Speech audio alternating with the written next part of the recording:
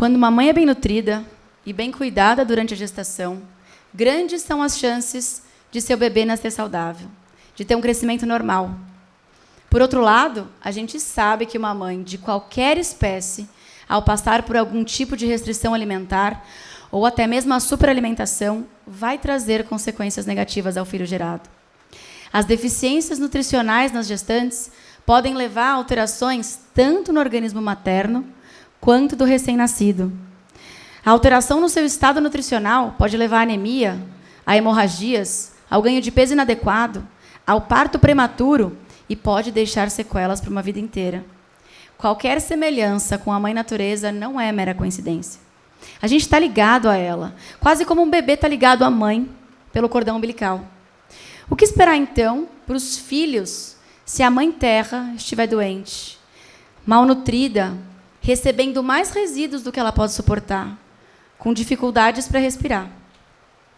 Levando em conta que alimento é aquilo que mantém, que sustenta, aquilo usado como fonte de matéria e energia para a realização das funções vitais, o que cabe a nós fazer hoje para que as futuras gestações da nossa Mãe Terra gerem filhos saudáveis, filhos que vão tocar o futuro da humanidade? E por falar em futuro, ele pode ser caótico ou abundante. Vai depender do quanto a gente já compreendeu que a velocidade das mudanças é exponencial. Eu não sei se você já se deu conta, mas a situação global vai ser consideravelmente diferente no futuro. Ao analisar a quantidade de alimentos produzida hoje, em comparação a 1960, a gente observa um volume 3 vezes superior na mesma área de terra. Esse aumento expressivo da produção, ele reflete diretamente na nutrição da população. Mas será que isso representa tudo o que a gente pode fazer de melhor no futuro? Será que aumentar a quantidade de quilos produzidos na mesma área de antes é a saída que resume o futuro da produção de alimentos? Será que ainda assim será insuficiente e a gente vai ter que partir para fontes alternativas de energia? Então, antes de falar do futuro, eu te convido a resgatar um pouco do nosso passado. A troca de massa e energia entre os seres vivos e o ambiente físico acontece há milênios.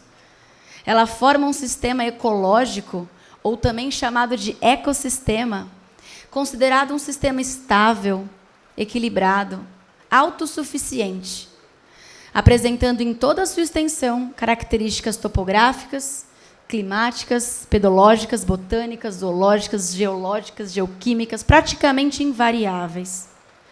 Mas a alteração de um único elemento costuma causar modificações em todo o ecossistema, podendo levar à perda desse mágico equilíbrio. Dessa forma, não seria incoerente falar do alimento do futuro sem mencionar que a humanidade enfrenta desafios sem precedentes, referente à incapacidade desses ecossistemas sustentarem as atividades econômicas contemporâneas? Sim, a proteína de fonte vegetal, a cultura de células, o consumo de insetos vão crescer. Mas a gente não pode esquecer que a população como um todo também vai aumentar. O desafio aqui é de todos. O desafio de alimentar cerca de 10 bilhões de pessoas, e em muito pouco tempo. Então, não tem saída. Quando a gente pensa no alimento do futuro, vai ser preciso continuar produzindo proteína animal, mas não do mesmo jeito. E para a produção continuar rumo ao que o mundo deseja e precisa ver, a gente vai ter que mudar o pensamento de que não tem uma única solução mágica. E como disse Jack Bobo, não precisamos de uma única solução, mas de todas elas. Assim, a gente vai ser capaz de deixar um planeta melhor para as futuras gerações. Será que, então, ainda temos chance? A gente está conduzindo a nossa sociedade como se a gente fosse máquina. E a gente não é máquina. É errado a gente se basear em que a gente é separado. A ideia de que a humanidade é separada de todas as outras espécies é, além de tudo, perigosa. Se eu pudesse eleger diria que o núcleo do problema da atualidade é a separação entre a humanidade e o mundo natural. E também a crença de que a economia é a coisa mais importante das nossas vidas. E se são as ações do homem que têm o potencial de alterar os diferentes ecossistemas, não seriam elas que precisariam ser estudadas? São elas que precisam ser discutidas, criticadas, então mudadas, visando a conscientização dos indivíduos a respeito das consequências das suas ações. Ou morreremos, ou a gente se reinventa de uma forma que seja sustentável. E o que eu quero dizer é que ou teremos mudanças radicais, ou a humanidade corre sérios riscos de ser extinta. Será, então, que ainda temos chance? Como é que a carne bovina pode ser parte do alimento do futuro e suprir as demandas do novo humano? Eu sei, por mais contraintuitivo que possa parecer, para compreender essa aparente contradição, eu trago 2 conceitos interligados entre si. One Health, ou saúde única, e agricultura regenerativa. A evolução e o sustento do nosso planeta dependem de uma relação simbiótica entre humano, animal e meio ambiente, que a gente compartilha. A gente está interconectado, não tem jeito. Acontece que, no século passado, o domínio humano sobre a biosfera se manifestou em inovações tecnológicas de uma forma tão acelerada que os ecossistemas convertidos se caracterizaram com a industrialização, a globalização e a urbanização. Ser protagonista dessa parte da história traz a necessidade de uma abordagem de cunho efetivo no conceito de saúde única. A interface, então, existente entre homem, animal e meio ambiente está sendo reconhecida internacionalmente como uma tendência efetiva para o gerenciamento de doenças emergentes e de novas pandemias de origem zoonótica. O conceito One Health reconhece, então, afirma e também acredita numa interconexão fundamental que existe entre todas as formas de vida. Saúde humana, animal e ambiental são indissociáveis. A existência dessa tríade forma a homeostase entre as ações existentes e são essenciais para garantir o futuro saudável e sustentável do equilíbrio e vida no nosso planeta Terra. One Health destaca o benefício sinérgico de uma cooperação mais estreita entre as ciências humana, animal e ambiental, bem como a importância de desfazer os muros disciplinares e profissionais entre elas. O aparente domínio da espécie humana sobre as demais espécies vem com uma enorme responsabilidade. Portanto, em nossa busca para garantir saúde, alimento e continuar existindo enquanto humanos, a gente precisa levar em consideração essa complexa interconexão e interdependência de todas as espécies vivas e do meio ambiente. Se a gente tem conhecimento de que quase toda decisão humana causa consequências indesejadas e humanos, animais e meio ambiente não são sistemas complexos separados, por que a gente não consegue, então, minimizar os impactos causados pelo humano? A resposta que me parece mais adequada é que nenhum de nós, nem eu, nem você, tem a capacidade cognitiva e instintiva para tomar decisões que reflitam essa complexidade. O nosso processo simples de tomada de decisão não evoluiu para refletir que agora a gente gere uma rede enormemente complexa, com dimensões sociais, ecológicas e econômicas. E isso resultou no nosso processo de tomada de decisão básico, causando uma reação em cadeia negativa por todas as dimensões dessa rede complexa. Nós não notamos definitivamente que não é o consumo de carne bovina o vilão. É o nosso processo de tomada de decisão a causa da devastação global. Porque no ato de cada decisão, nós frequentemente atingimos nossos objetivos a curto prazo, e aí a gente segue adiante. Só mais tarde, os animais, as pessoas, as plantas, as economias vão sofrer as consequências indesejadas. E, nesse momento, nós usamos o mesmo processo de tomada de decisão ultrapassado para reagir ou adaptar essas consequências. Então, aqui eu reforço, não. O consumo de carne não é o vilão. Muito pelo contrário.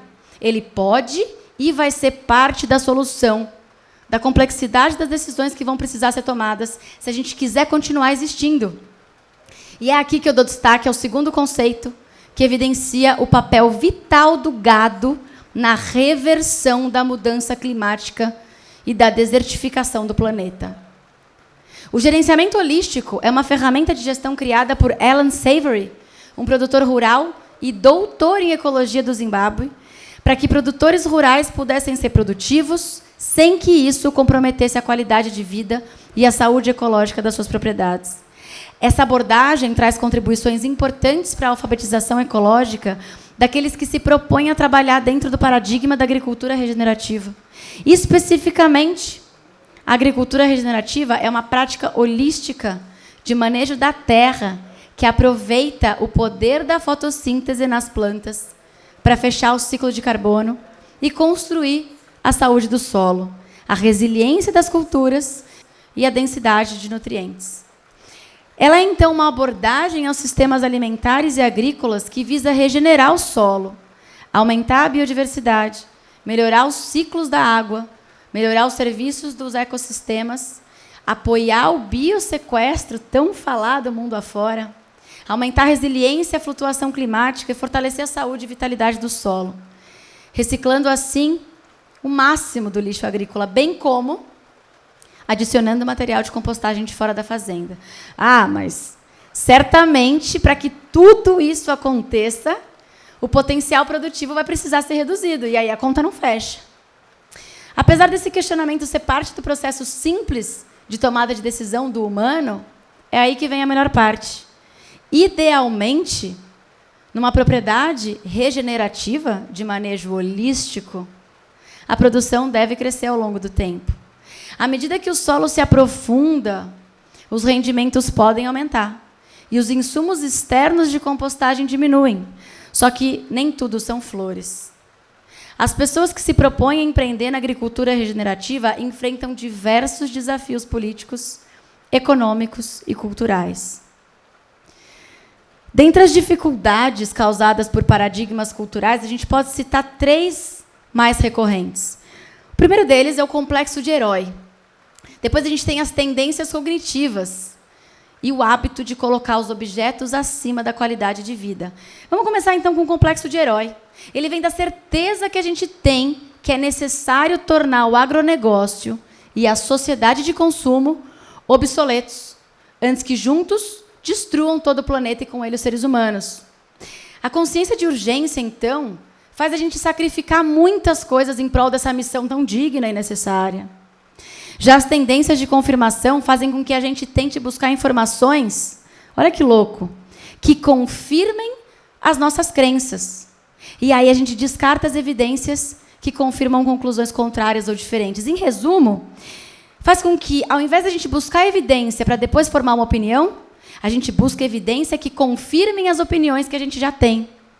Cômodo, né? Olha o quão perigoso e limitante é esse paradigma. Já o hábito de colocar os objetivos acima da qualidade de vida é fruto de um dualismo reducionista do modelo de civilização ocidental.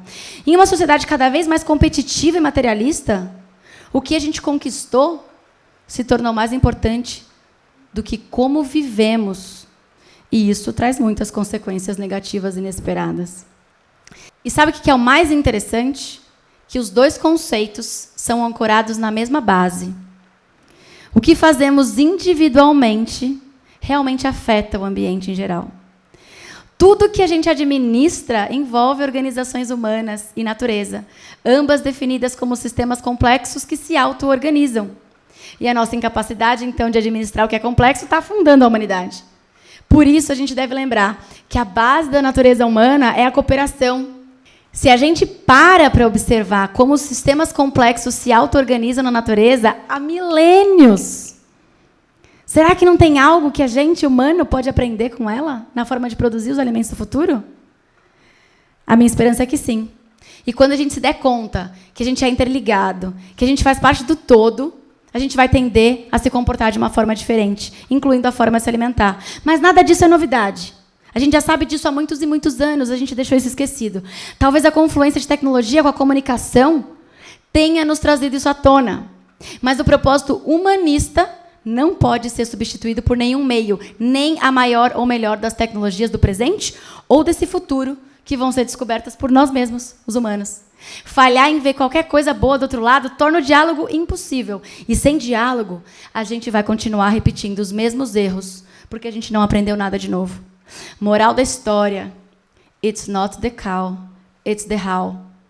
O sistema de criação de bovino no pasto pode ser uma das soluções para combater o aquecimento global, uma vez que a interação dos animais herbívoros com as gramíneas faz com que o solo seja melhor, capturando muito mais carbono e aumentando a capacidade do solo de armazenar água. Então, a isso que chamam de sustentabilidade?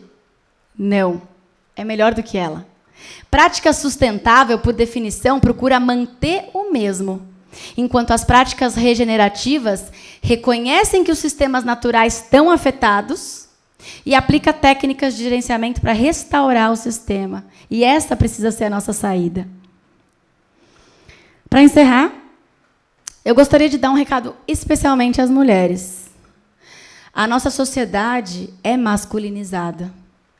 Portanto, os valores femininos têm sido esquecidos.